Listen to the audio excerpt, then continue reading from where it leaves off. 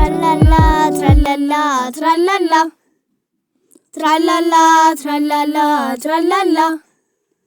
የፊደል አባት እንደምንኖት ይኸው መተናል ለበረከት ትራላላ ትራላላ ትራላላ ትራላላ ትራላላ ትራላላ እንቆቅልሾ ተረት ጨዋታ ምን እናጣለን ፊደል ገበታ ትራላላ ትራላላ ትራላላ ትራላላ ትራላላ ትራላላ ሁሉም ሞልቶታል አያልቅቦት የፊደል አባት እድሜ ይስጦት ትራላላ ትራላላ ትራላላ ትራላላ ትራላላ ትራላላ።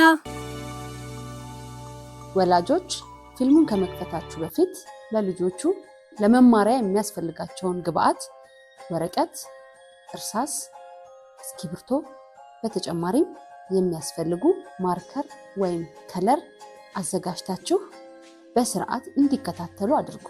አንዱን ምዕራፍ ሲጨርሱ እያቆማችሁ በመመሪያው መሰረት አሰሯቸው። ስለረዳችኋቸው ከልብ እናመሰግናለን። አስኳላ አማራጭ የማስተማሪያ ዘዴ። ተማሪዎች ይሄ የገ ትምህርት ክፍለ ጊዜ ነው።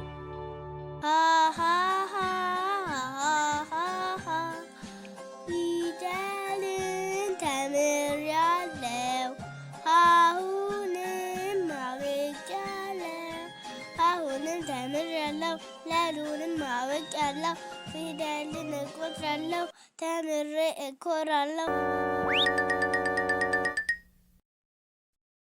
የሚቀጥለው ፊደል ገ።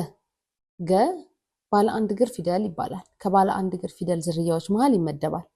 እስኪ የገን ዝርያዎች አብረን እንበል። ገ፣ ጉ፣ ጊ፣ ጋ፣ ጌ፣ ግ፣ ጎ።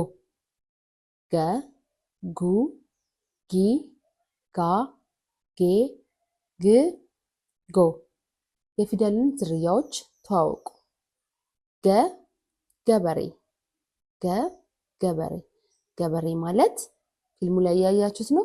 አርሶ ዘርቶ አጭዶ ትቶ ለእህል ሆኖ ወደ ወፍጮ ቤት አምጥተን አስፈጭተን ለምግብነት የምንጠቀምበት ይሄንን የምንበላውን የሚሰጠን ማን ነው?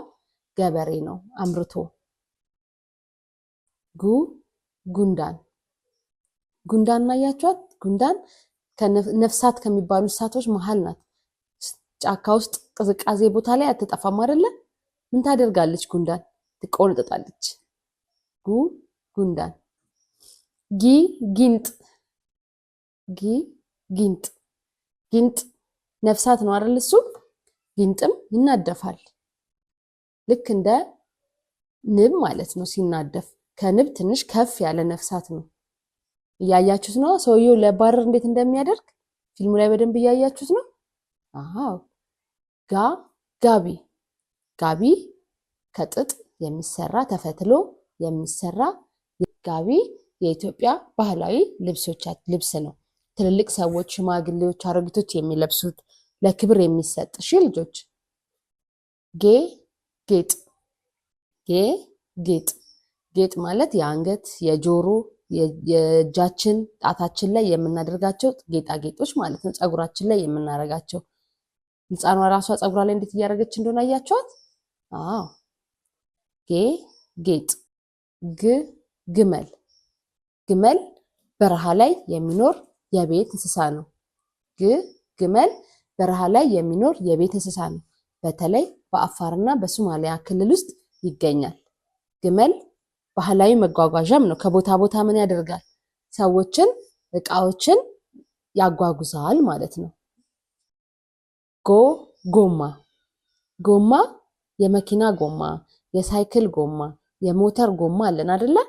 ጎማ መኪና እንዲንቀሳቀስ የሚያደርገው ከቦታ ቦታ እንዲንቀሳቀስ የሚያደርገው ምንድን ነው? ጎማ ነው። አያችሁታል መኪናው እንዴት እየሄደ እንደሆነ? አዎ። ጎማ።